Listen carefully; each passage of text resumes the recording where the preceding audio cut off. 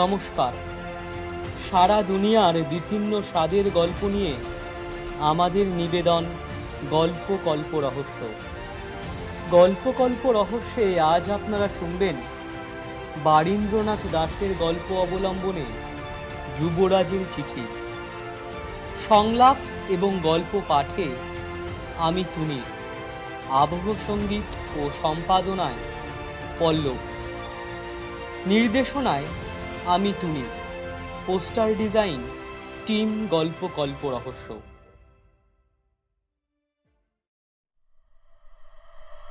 সে প্রায় ১৬০০ কি ১৭০০ খ্রিস্টাব্দের কথা। গৌড়ের অধিপতি তখন মহারাজাধিরাজ শশাঙ্ক। গৌড়ের রাজধানী কর্ণসুবর্ণ। মহারাজাধিরাজ তখন রাজধানীতে নেই।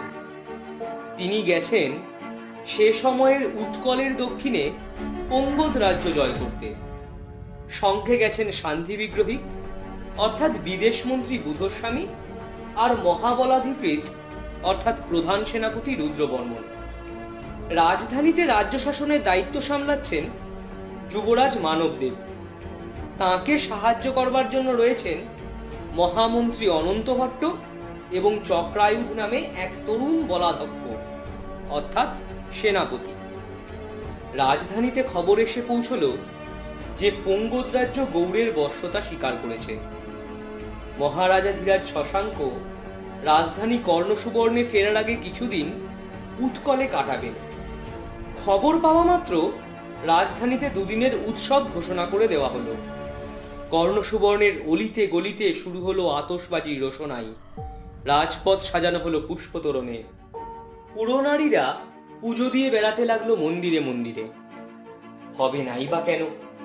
দীর্ঘদিন বাদে বাংলার সিংহাসনে এই প্রথম একজন পরাক্রান্ত রাজার আবির্ভাব হয়েছে, যাকে মহারাজাধিরাজ বলে মেনে নিয়েছে গৌড়, মগধ ও উৎকলের সমস্ত সামন্ত রাজারা। সুদূর কান্নকুব্জ অব্দি পৌঁছে গেছে তার বিজয় বাহিনী। উত্তরাপথের অধীশ্বর হর্ষবর্ধন ও কামরূপের অধিপতি ভাস্কর বর্মা সমস্ত শক্তি দিয়েও শশাঙ্কের ক্ষমতা এতটুকু খর্ব করতে পারেননি। রাজপথে আনন্দে নগরবাসীর ঢল নেমেছে। সবাই আজ নতুন জামা কাপড় পরে পথে পথে ঘুরে বেড়াচ্ছে। উৎসব চলছে রাজ্য জুড়ে। রাজপথের উন্মাদনার রেশ কিন্তু রাজসভা অব্দি এসে পৌঁছয়নি। কারণ ইতিমধ্যে আর্যাবর্ত জুড়ে রচিত হচ্ছে রাজনীতির নতুন সমীকরণ, যা গৌড়ের আকাশে সৃষ্টি করেছে এক নতুন সংকট।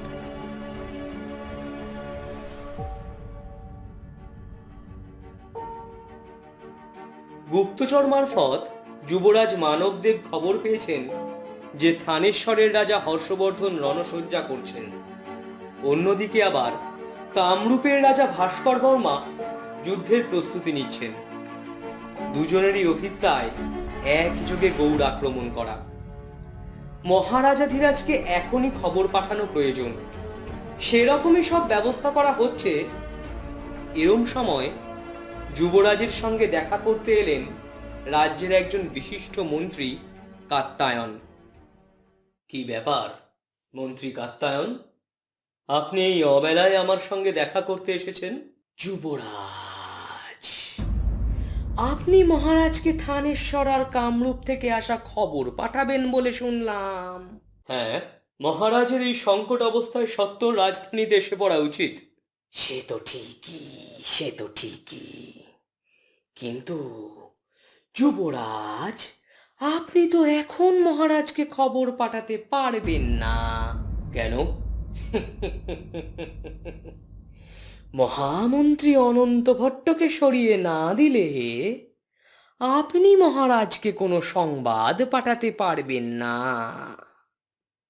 আপনি এসব কি ভুলভাল বলছেন? মহামন্ত্রী অনন্ত ভট্ট রাজ্যের একজন স্তম্ভ। মহারাজাধিরাজ তাকে যথেষ্ট শ্রদ্ধা করেন, আর এই গৌড়ের সমৃদ্ধির পেছনে তার অনেকখানি অবদান। হঠাৎ অকারণে তাকে মহামন্ত্রী পদ থেকে বরখাস্ত করতে যাব কেন? কারণ আছে যুবরাজ, যথেষ্ট কারণ আছে। কি কারণ? এই ধরুন, রাষ্ট্রদ্রোহিতা। আপনি এসব কি ভুলভাল বলছেন কাত্তায়ন? জানেন, আপনার অভিযোগ প্রমাণ করতে না পারলে আপনার কারাদণ্ড পর্যন্ত হতে পারে। যুবরাজ, প্রমাণ আমি করে দেব যে মহামন্ত্রী অনন্ত ভট্ট গোপনে কামরূপ রাজের সঙ্গে যোগাযোগ করে গৌড় দেশ দখলের ষড়যন্ত্র করছেন। তিনি ভাস্কর বর্মার সামন্ত হয়ে গৌড়ের সিংহাসনে বসতে চান। অসম্ভব, আমি এ কথা বিশ্বাস করি না। অনন্ত ভট্ট অত্যন্ত সজ্জন ব্যক্তি। তিনি মহারাজাধিরাজ শশাঙ্কের প্রতি নিবেদিত প্রাণ। হ্যাঁ, তা হয়তো ঠিক, কিন্তু আমি প্রমাণ তৈরি করে দিতে পারি। আপনি রাজসভায় অন্তর্ঘাত করার চেষ্টা করছেন, আর এই অভিযোগেই আমি আপনাকে কারাদণ্ড দিতে পারি। তাহলে আপনি সেটা বড়ই কাঁচা কাজ করবেন যুবরাজ। আমি কিন্তু হলফ করে বলতে পারি, কারাদণ্ড নয়, আপনি শীঘ্রই আমাকে মহামন্ত্রী করবেন, ওই অনন্ত ভট্টকে সরিয়ে। আপনি দিবা স্বপ্ন দেখছেন কাত্তায়ন, এমনটা কখনোই হবে না। হবে যুবরাজ, হবে। আমার প্রস্তাবে রাজি না হলে স্বয়ং আপনার কারাদণ্ড হতে পারে। মন্ত্রী কাত্তায়ন, মুখ সামলে কথা বলুন। আপনার স্পর্ধা দেখে আমি বিস্মিত হয়ে যাচ্ছি। আপনাকে আমি মৃত্যুদণ্ড দেব। চেষ্টা করে দেখতে পারেন, কিন্তু আমার কেশাগ্র আপনি স্পর্শ করতে পারবেন না। আপনার মস্তিষ্ক বিকৃতি ঘটেছে কাত্তায়ন। আপনি এখনই আমার চোখের সামনে থেকে চলে যান। আপনার ব্যবস্থা আমি আজই করছি। ঠিক আছে যুবরাজ, আপনি যখন বলছেন চলে যাচ্ছি। তবে যাবার আগে একটা কথা আপনাকে মনে করিয়ে দিয়ে যেতে চাই। সম্প্রতি আপনি কি কিছু হারিয়েছেন? হারিয়েছি? না, কি হারাবো? এই যেমন ধরুন কোনো চিঠি। মানবদেব অবাক হয়ে কিছুক্ষণ তাকিয়ে রইলেন কাত্তায়নের দিকে। তারপর বললেন, হ্যাঁ, চিঠি একটা আমি হারিয়েছি বটে, কিন্তু আপনি তা কি করে জানলেন? কাত্তায়ন কিছু বললেন না। মানে আপনি আপনি সেই চিঠি চুরি করেছেন? কিন্তু কখন, কিভাবে? এই সামান্য একটু হাত যশ যুবরাজ। নিজের ভাগ্য পরিবর্তনের এই অসামান্য সুযোগটা ছেড়ে দিতে ঠিক মন চাইল না। আপনি গতকাল আমার সামনেই চিঠি দুটো লিখে শেষ করলেন। তারপর আমাদের শ্রদ্ধেয় অর্থ সচিব মহাপক্ষপটলক আপনার সঙ্গে দেখা করতে এলেন। আপনি তাকে নিয়েই তখন ব্যস্ত হয়ে পড়লেন।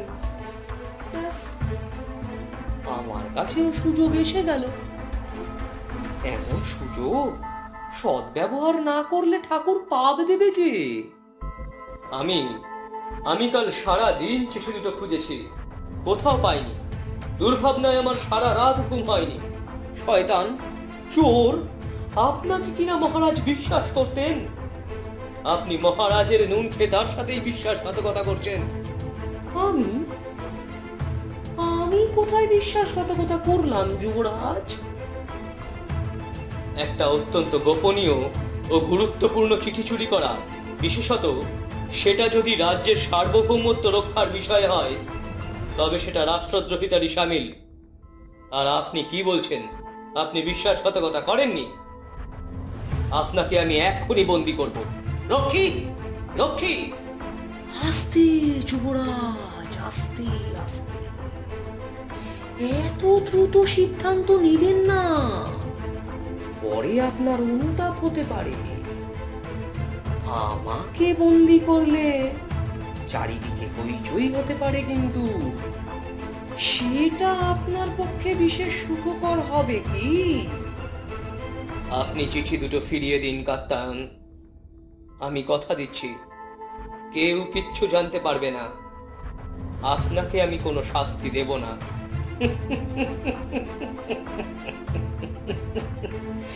হাসালেন যুবরাজ, হাসালেন। শাস্তি আমায় কে দেবে? আমার অপরাধ কি? আমি তো দেশের হিতে ওই চিঠি দুটো শুধু মহারাজাধিরাজের হাতে তুলে দেব। এখন মহারাজাধিরাজ আপনার উপর প্রসন্ন থাকবেন কি? আমি কিন্তু উভয় ক্ষেত্রেই লাভবান হব। এবারে ভেবে দেখুন, আমাকে মহামন্ত্রী করার যে প্রস্তাব আমি আপনাকে দিয়েছি, সেটা তখন আমি স্বয়ং মহারাজাধিরাজকেই দেব। আর আপনি কি এখনো বুঝতে পারছেন না? ওই চিঠির প্রতিটা শব্দ আপনাকে কারাগারের অন্ধকারের দিকে ঠেলে দেবার জন্য যথেষ্ট। আমার কিন্তু তা মনে হয় না। ওই চিঠি দুটিতে এমন কিছুই লেখা নেই যা থেকে রাষ্ট্রদ্রোহিতা প্রমাণ করা যায়। মহারাজ বরং অখুশি হতে পারতেন এই ভেবে যে তাকে না জানিয়ে ওই চিঠির উত্তর আমি দিতে গেলাম কেন। তিনি এখন রাজ্যে নেই, তাঁর অবর্তমানে এসব চিঠির উত্তর দেওয়া আমার কর্তব্যের মধ্যেই পড়ে। সব ব্যাপারে উৎকলে বসে থাকা মহারাজকে বিরক্ত করবার কোনো মানেই হয় না। আমি মহারাজকে বুঝিয়ে দিতে পারবো এই চিঠির ক্ষেত্রে তাঁর ফিরে আসা পর্যন্ত অপেক্ষা করা বিপজ্জনক হতে পারত। রাজ্যের স্বার্থেই আমি নিজ দায়িত্বে এই কাজ করেছি। নিজের পিতার তৈরি করা এত বড় সাম্রাজ্য হর্ষবর্ধনের হাতে তুলে দেওয়ায় আপনি রাজ্যের স্বার্থ দেখছেন যুবরাজ? নিজের পিতার রাজ্য হর্ষবর্ধনের হাতে তুলে দেব? এসব আপনি কি কথা বলছেন কাত্তায়ন? আপনার কাছে কার চিঠি এসেছিল যুবরাজ? তার মানে তাহলে কি আমি ধরে নেব আপনি চিঠি দুটো পড়েননি? বিলক্ষণ পড়েছি। তাহলে আপনি বলুন কার চিঠি? মহারাজ হর্ষবর্ধনের শান্তি বিগ্রহী অবন্তী দেবের চিঠি। আপনি ভুল বলছেন কাত্তায়ন। এই ভরসায় আপনি রাজ্যের বিরুদ্ধে চক্রান্ত করতে নেমেছেন। ওই চিঠি মহারাজ হর্ষবর্ধনের মহাবলাধিকৃত ফন্ডির চিঠি। অবন্তী দেবের কোনো চিঠির কথা আমি জানি না। হয়তো জানেন না, বা হয়তো জানেন, স্বীকার করতে চাইছেন না। তাতে অবশ্য আমার কিছুই যায় আসে না, কারণ কার চিঠির উত্তর আপনি দিয়েছেন সেটা গুরুত্বপূর্ণ নয়। আমার কাছে আপনার ওই চিঠিটা অবন্তী দেবের লেখা চিঠিরই উত্তর। না, আমার চিঠি ভণ্ডীদেবের লেখা চিঠির উত্তর। তাই কি? ভণ্ডীদেব আপনাকে কি লিখেছেন আমি তাও জানি যুবরাজ। তাতে লেখা আছে, মহারাজ কুমার মানবদেব জয়তু, নানা কারণে আমি ও আমার সহযোগী ভটাশ্বপতি কুন্তল দেব মহারাজ হর্ষবর্ধনের অধীনে আর থাকতে চাই না। তিনি বৌদ্ধ, আমরা বৌদ্ধ নই, তাই তিনি আমাদের ওপর বিরূপ। মহারাজ শশাঙ্ক সনাতন ব্রাহ্মণ্য ধর্মের স্তম্ভস্বরূপ। তাঁর পদযুগলে আমরা স্থান পেলে নিজেদের ধন্য বলে মনে করব। আমরা এখন কিছুদিন সীমান্তে অবস্থান করছি। আপনিও যদি সীমান্তে এসে আমাদের সঙ্গে দেখা করতে ইচ্ছা প্রকাশ করেন, তাহলে এ ব্যাপারে বিস্তারিত আলোচনা করা যায়। আপনার সম্মতি পেলে কুন্তলদেব সীমান্ত পেরিয়ে আপনার সঙ্গে দেখা করতে প্রস্তুত। আপনার চিঠি পেলে তারপরে আমরা আমাদের পরবর্তী পদক্ষেপ স্থির করব। চিঠিতে আমাদের প্রত্যক্ষভাবে সম্বোধন করবেন না, তাতে আমাদের জীবন বিপন্ন হবার সম্ভাবনা আছে। ইতি অবদীয় পণ্ডিতের মহাবলাধকৃত। চিঠির সইয়ের নিচে পণ্ডিতদেবের মুদ্রার ছাপ। তাই তো যুবরাজ? এই চিঠির উত্তরই আমি দিয়েছি। মহারাজ হর্ষবর্ধনের প্রধান সেনাপতি ভণ্ডিদেব ও অশ্বারোহী বাহিনীর প্রধান কুন্তলদেব যদি হর্ষবর্ধনকে ত্যাগ করে আমাদের সঙ্গে যোগ দেন, তাহলে আমাদের শক্তি অনেকটা বেড়ে যাবে। আমার মনে হয়েছিল এ প্রস্তাব বিবেচনা করে দেখা যেতে পারে। মহারাজাধিরাজের রাজধানীতে ফিরে আসা পর্যন্ত অপেক্ষা করলে অনেক দেরি হয়ে যেত। তাই ওই চিঠির উত্তর দেওয়ার দায়িত্ব আমি নিজেই নিয়েছিলাম। এই চিঠির উত্তর কিনা আমি জানি না, তবে আপনি লিখেছেন, ভদ্রে, আপনার অভিপ্রায় অনুসারে চিঠিতে আপনাকে সরাসরি সম্বোধন করলাম না। আপনার প্রস্তাব আমরা বিবেচনা করে দেখতে রাজি আছি। আমার পক্ষে এখন সীমান্তে যাওয়া সম্ভব নয়, তবে আগামী মাসের শুক্লপক্ষে আমি কয়েকদিনের জন্য পাটলিপুত্রে যাচ্ছি। শুক্লা নবমীর দিন যদি কুন্তলদেব গোপনে পাটলিপুত্রে এসে আমার সঙ্গে দেখা করেন, তাহলে বিস্তারিতভাবে আলোচনা করা যায়। তিনি যদি আসতে পারেন, আমাকে আগে জানাবেন। আমি তার নিরাপত্তার সমস্ত রকম ব্যবস্থা করব। ভবদীয় মানবদেব। সইয়ের নিচে আপনার মুদ্রার ছাপ। হ্যাঁ, এরম উত্তরই আমি ভণ্ডিদেবের চিঠির উত্তরে লিখেছি। সে কথা তো আমি জানি না যুবরাজ। জানেন না মানে? আপনি তো এইমাত্র ভণ্ডিদেবের চিঠির কথা বললেন। আমি যে জানি, আপনি তা প্রমাণ করতে পারবেন না। বরং আমার কাছে মহারাজ হর্ষবর্ধনের শান্তি বিগ্রহিক অবন্তীদেবের লেখা একখানি চিঠি আছে। আপনার লেখা চিঠি যদি সেটার উত্তর হয়। মিথ্যে! অবন্তীদেবের কোনো চিঠির কথা আমি জানি না, ওরম কোনো চিঠি আমি পাইনি। পেয়েছেন যুবরাজ। এখন আপনি ধরা পড়ে অস্বীকার করছেন। আপনি আমার সহ্যের সীমা ছাড়িয়ে যাচ্ছেন কাত্যায়ন। আমি যে চিঠির কথা জানি না, তাকে তো অস্বীকার করতেই হয়। কিন্তু যুবরাজ, মহারাজাধিরাজকে তো আর ধমকে বিশ্বাস করাতে পারবেন না।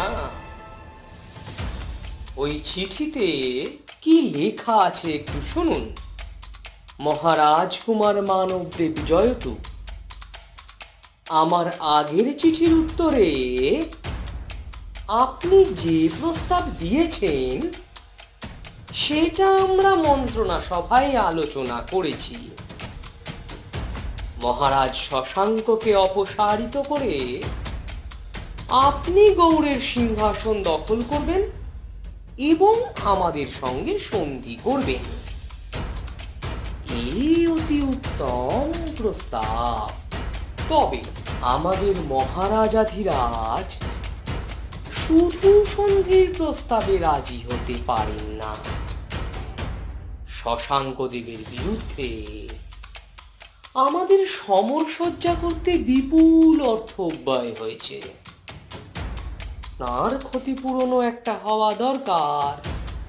ভবিষ্যতে আপনারা যে আবার শক্তিশালী হয়ে উঠে আমাদের দেশ আক্রমণ করবেন না, সেটাও তো আমাদের দেখতে হবে।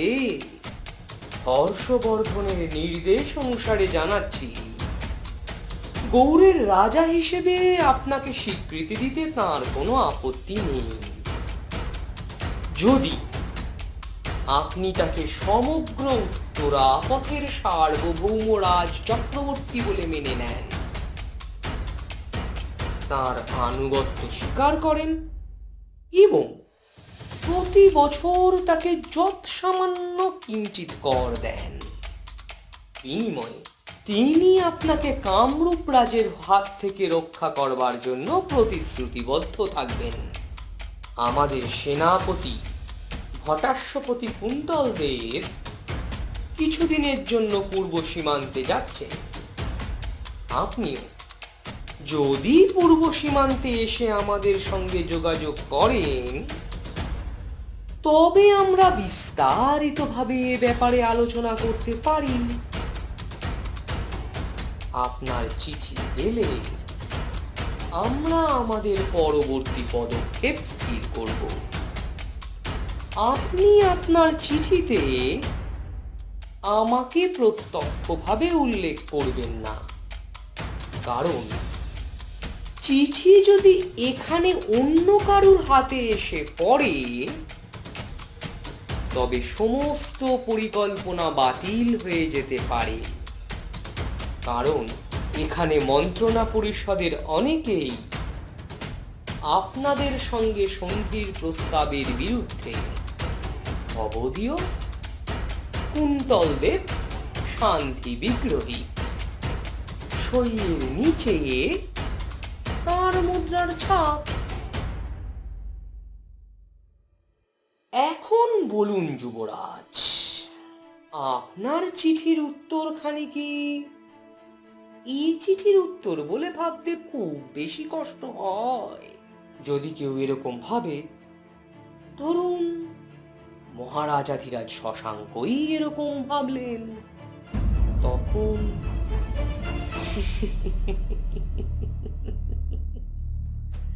আপনি ফাঁদে পড়ে গেছেন যুবরাজ। এ থেকে বেরোনোর একমাত্র উপায় অনন্ত ভট্টকে সরিয়ে আমাকে মহামন্ত্রী করা। আপনাকে ভাবার জন্য 2 দিন সময় দিলাম।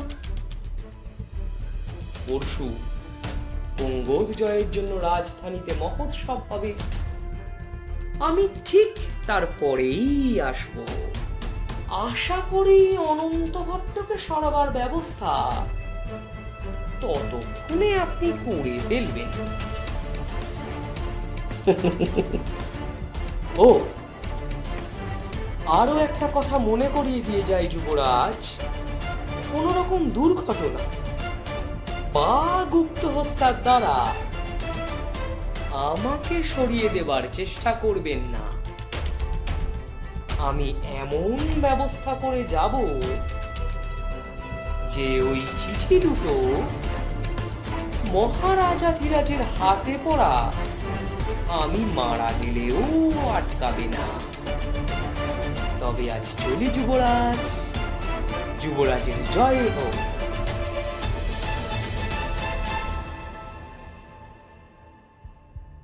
কাত্যায়ন সভাঘর ছেড়ে চলে গেলেন।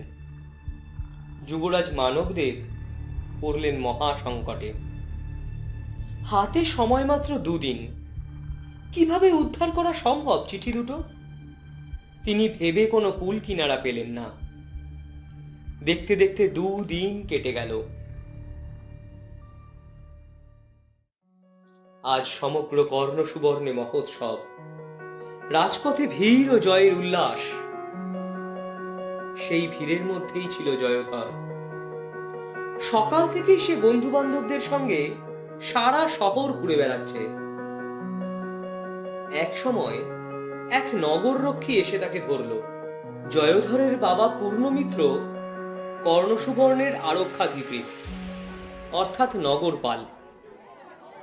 নগররক্ষী জয়ধরকে বলল, কুমার, আপনার বাবা এক্ষুনি আপনাকে ওর সঙ্গে দেখা করতে বলেছেন।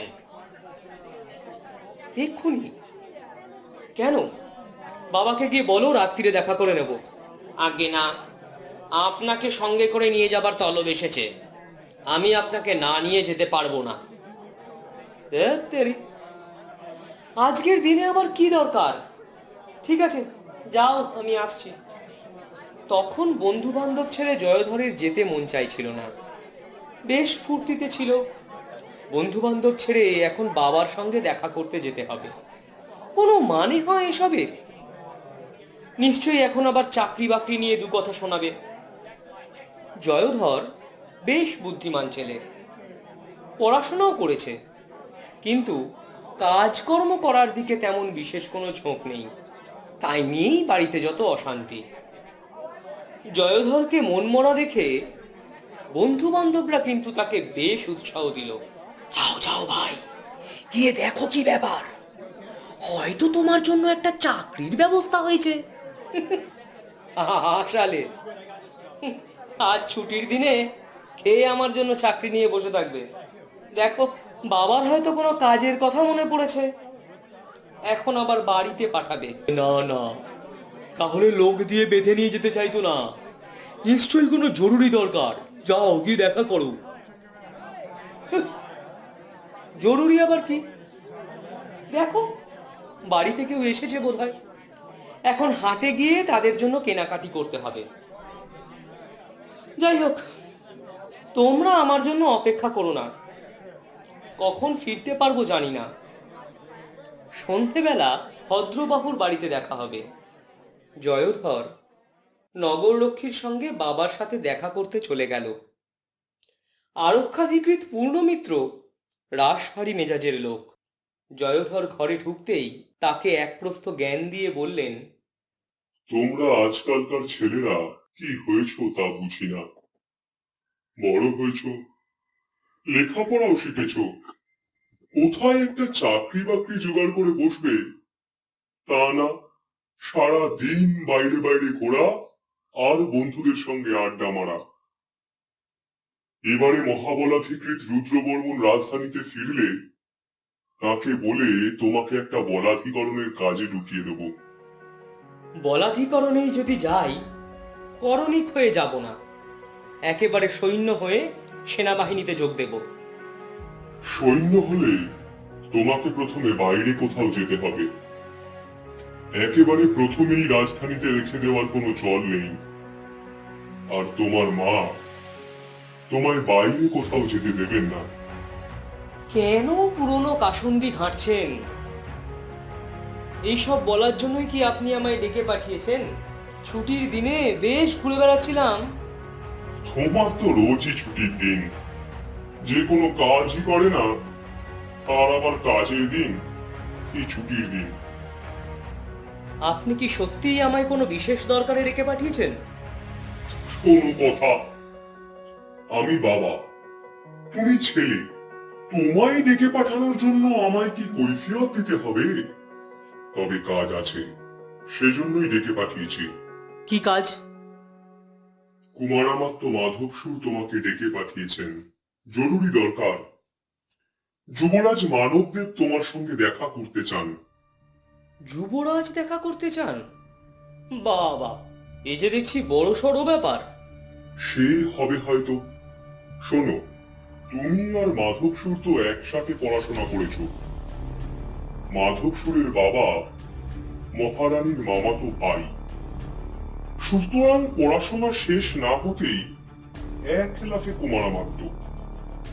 যুবরাজেরা রাজা হলে কুমারামাত্যরা ছোটখাটো মন্ত্রিত্ব পায়। মাধবসুর অবশ্য যুবরাজের ব্যক্তিগত সচিব হিসেবে বিশেষ যোগ্যতার পরিচয় দিয়েছে বলে শুনেছি, তবে শুধু যোগ্যতাতে এ যুগে কিছু হয় না। বাবা যদি রাজার শালা হয়, বড় চাকরি পেতে অনেক সুবিধা। দেখো, যদি যুবরাজ মানবদেবের নজরে পড়তে পারো, তাহলে ভালো চাকরি পেতে কোনো অসুবিধা হবে না। এখন তো উনি রাজ্য শাসনের সব দায়িত্ব নিচ্ছেন। মহারাজাধিরাজ তো মনে হয় দেশ জয় করবার জন্য বাইরে বাইরেই থাকবেন। আর শোনো, মাধব সুরের হাতে এখন অনেক ক্ষমতা। তোমার পুরনো সহপাঠী, সে যদি চায় তো তোমার জন্য অনেক কিছু করে দিতে পারে। আমি একজন লোক দিয়ে দিচ্ছি, সে বিনা বাধায় তোমাকে রাজঅন্তঃপুরে নিয়ে যাবে।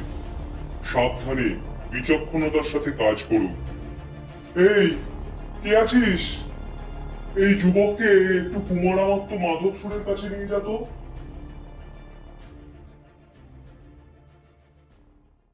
এমনিতে রাজবাড়িতে ঢোকার বেজায় ঝামেলা। প্রথমে তোরণে গিয়ে দাঁড়াও, দৌবাড়ি তোমায় দাঁড় করিয়ে ভেতরে যাবে।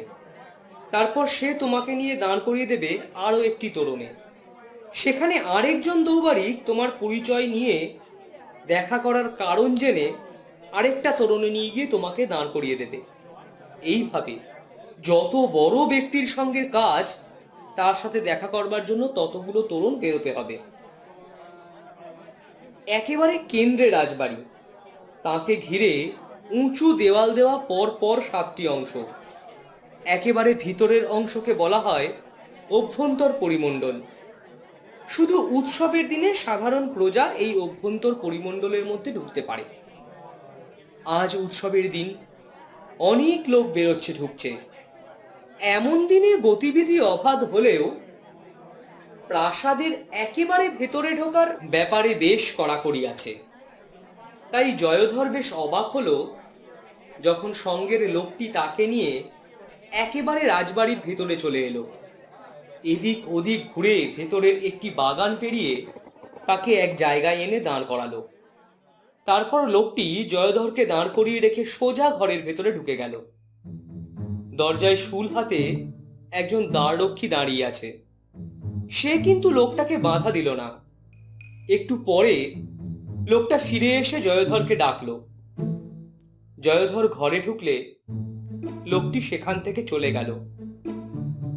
জয়ধর দেখল ঘরের মধ্যে মাধব সুর দাঁড়িয়ে আছে। আজকাল বড় চাকরি করে বলে তার খুব দেমাগ হয়েছে। পথে ঘাটে দেখা হলে জয়ধর যদি অমায়িকভাবে হাসে, তো সে অল্প একটু দেঁতো হাসি দিয়েই সরে পড়ে। কেমন আছো জিজ্ঞাসা করলে অল্প একটু ঘাড় কাত করে। আজ কিন্তু জয়ধরকে দেখে কুমারামাত্য অমায়িকভাবে হাসলো। তারপর বলল, হে এসো এসো ভাই জয়ধর, ভালো আছো ভাই? বাবা, পথে ঘাটে দেখা হলে তো চিনতেই পারো না, আজ একেবারে ভাই। মাধব সুর মুখে কিছু বলে না, মুখে হাসিটা ঝুলিয়েই রাখে। জয়ধরের তখন বাবার কথা মনে পড়ে। মাধব সুরের হাতে অনেক ক্ষমতা, তার অনুগ্রহ জয়ধরের চাই না, কিন্তু অকারণে রাজপরিবারের সঙ্গে দুর্ব্যবহার করারও কোনো মানে হয় না। এভাবে এত্তেলা দিয়ে ডেকে আনার পিছনে নিশ্চয়ই কোনো বড়সড় রহস্য আছে। জয়ধর উত্তর দিল, আমি ভালো আছি, তুমি ভালো আছো তো? আর ভালো, রাজবাড়ির কাজ করলে কি আর কেউ ভালো থাকতে পারে? কত ঝঞ্ঝাট, দুর্ভাবনা, কত দুশ্চিন্তা, তুমি তা ভাবতেও পারবে না। আজ ছুটির দিন, দেখো তোমরা কেমন ফুর্তি করছো, সারা শহর টহল দিয়ে বেড়াচ্ছ। আর আমায় দেখো, সেই সকাল থেকে এইখানে পড়ে আছি হাজার একটা ঝঞ্ঝাট মাথায় নিয়ে। থাক ওসব কথা, এখন বলো দেখি আমাকে ডেকে পাঠালে কেন? বলছি, একটা অত্যন্ত গোপনীয় কাজে একজন খুব বুদ্ধিমান বন্ধুর প্রয়োজন হয়ে পড়েছে, যার উপর একটু ভরসা করা যায়। যুবরাজ জানতে চাইলেন চেনা জানার মধ্যে এমন কেউ আছে কিনা। তা বুদ্ধিমান লোক অনেক আছে বুঝলে, কিন্তু বুদ্ধিমান বন্ধু খুব বেশি নেই। তাছাড়া সবাইকে দিয়ে এ কাজ হবেও না। এমন একজন কাউকে চাই যে অভিজাত পরিবারের ছেলে, অথচ তাকে উপর মহলের বিশেষ কেউ চেনে না। আমার মনে হলো এ কাজে তুমিই উপযুক্ত। যুবরাজ বললেন, তাকে ডেকে আনো। আমি লোক পাঠালাম তোমার বাবার কাছে। এখন বলো, তুমি যুবরাজের কাজ করতে রাজি কিনা? হ্যাঁ, সে তো বুঝলাম, কিন্তু কি কাজ? সে একমাত্র তুমি রাজি হলে তবেই তোমায় জানাতে পারবো। প্রাণঘাতী নয়, এরকম কথা দিতে পারি। পয়সা করি কিছু জুটবে? জানোই তো, আজকাল আর বাবার হাত আগের মতো অতটা দরাজ নেই। হ্যাঁ, কাজটা যদি করে দিতে পারো, তাহলে যুবরাজ মানবদেব তোমাকে তার নিজের কাজে পাকাপাকি ভাবে নিয়ে নেবেন। আর পয়সা কড়ির কথা বলছো, সেজন্য তোমায় ভাবতে হবে না। বেশ, তাহলে আমি রাজি। তাহলে চলো যুবরাজের কাছে যাওয়া যাক। যুবরাজের ঘরে ঢুকে জয়ধর দেখল যুবরাজ ছাড়াও আরো একজন সেখানে বসে আছে। তার বয়স বেশি না। তাকে দেখেই জয়ধর চিনতে পারল। সে রাজধানীর বলাধ্যক্ষ চক্রায়ুধ। জয়ধরেরা ঢুকতে প্রথমে যুবরাজই তাদের উদ্দেশ্য করে বললেন, বসো। যুবরাজ, এই হলো জয়ধর, আমাদের আরক্ষাধিকৃত পূর্ণমিত্রের পুত্র, আমার বাল্য বন্ধু। ও এই কাজ করতে রাজি হয়েছে যুবরাজ। বাহ, খুব ভালো। তুমি যে কাজটা করতে যাচ্ছ সেটা খুবই দায়িত্বপূর্ণ কাজ। রাজ্যের শান্তি, নিরাপত্তা ও রাজ পরিবারের সম্ভব সর্বোপরি আমার সম্মানের উপর নির্ভর করে আছে। কি এমন কাজ যুবরাজ যা আপনার সুদক্ষ অনুচরেরাও করতে পারবে না? চুরি। কি? তোমায় চুরি করতে হবে জয়ধর। কোথায়?